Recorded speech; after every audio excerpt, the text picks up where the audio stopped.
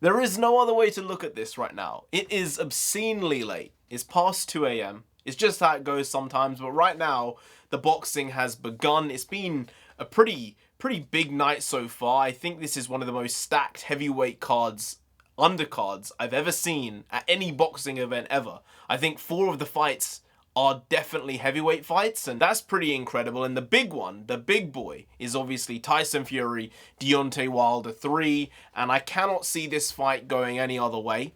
And please don't let it go any other way now that I've said this, other than a Tyson Fury victory. Now, you would say, have you put a bet on this fight?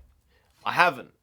The only reason I haven't is because the Fury odds are so short, like they are so small, that you kind of have to say, is there any point putting this risk on? Because you're getting like a 30% return on your money, maybe 40% depending on who's taking the bet. Like Wilder has 3-1 odds by some people, and it's like, guys, I mean, you're probably right. Maybe his odds should be 5 or 6-1, but Fury being that cut down odds-wise, I think it really tells the tape as to how people believe this fight is going to go, and I think that they're correct, because I think Fury is going to dominate this fight. I don't know if it's going to be a 5th or 6th round knockout. I don't know if it's going to be points. I would lean towards points, because I think Wilder has come in heavier than ever before, but at the same time, I think he could gas very easily because of that size, and Fury's coming at almost 280 pounds. So we got a monster and a demon in the ring, and I'm thinking the monster in Tyson Fury's going to win, but Deontay Wilder, he has that demonic right hand, you know, and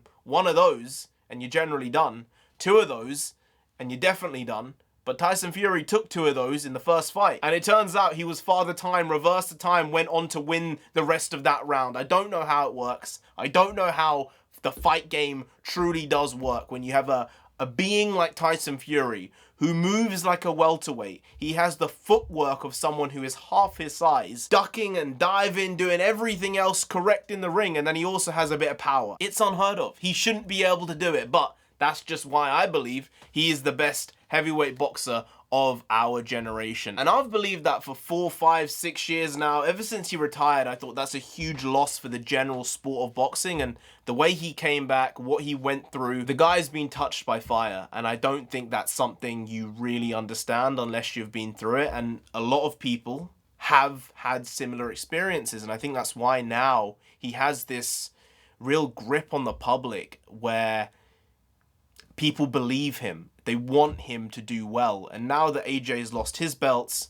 Fury he's the main guy. There's no doubt about it. No one can say, oh, AJ's better than Fury, because anyone saying that 6 months ago, a year ago, would be insane, because it's absolutely stupid. But Tyson Fury, gonna get the job done, gonna get it did, and hopefully by tomorrow night when I have my review of the fight, we can all be saying, hey, Tyson Fury, undisputedly the best heavyweight in the world, without a shadow of a doubt. But just to say it, a right hand is a right hand is a right hand, and maybe Deontay Wilder might need 2 or 3 of them, but anything's possible.